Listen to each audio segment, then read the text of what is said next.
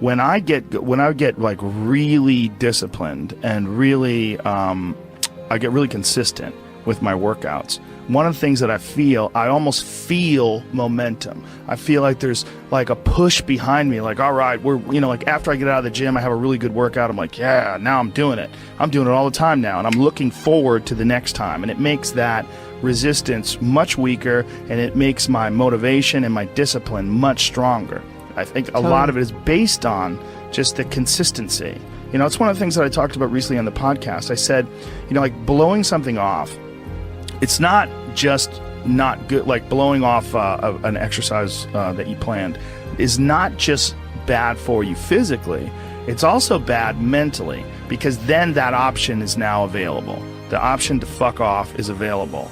And you did it before, and you're probably going to do it again, and you'll get mediocre results, not just in that aspect of your life, but maybe in all aspects of your life. Because I think that option to fuck off, when you embrace it, that is a pathway that you might choose when it comes to dealing with conflict in your personal life, dealing with business decisions, dealing with career decisions, like an uncomfortable decision that you might be faced with, where maybe you need to make a change as far as like what your pathway is in life, but you don't do it. Instead, you fuck off.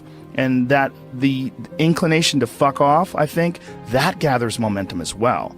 The inclination to be disciplined, that comes with momentum too. And I think both things, like you take a path, like the path of the healthy person or the path of the fuck off. Like, this is not, like, your body is like a race car that you can juice up yourself. Like, you can add the fat tires, you can add the improved suspension, you can beef up the horsepower in the engine. You could do all that yourself.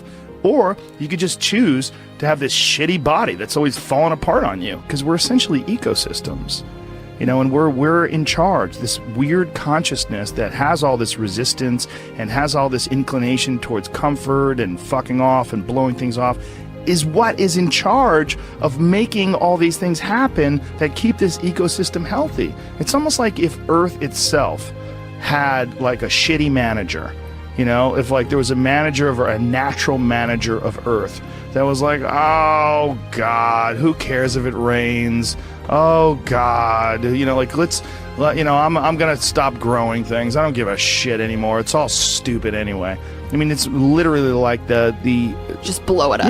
Yeah. Fuck it. Let's just kill all the life. It's all gonna die eventually. I mean, the sun only lasts 7 billion years. You see, that is the perspective a lot of people take with aging, where it's like, well, you're gonna die, you're gonna age, you can't stop aging. And it's like, yes, you're right, but that's not the point. The point is to age better.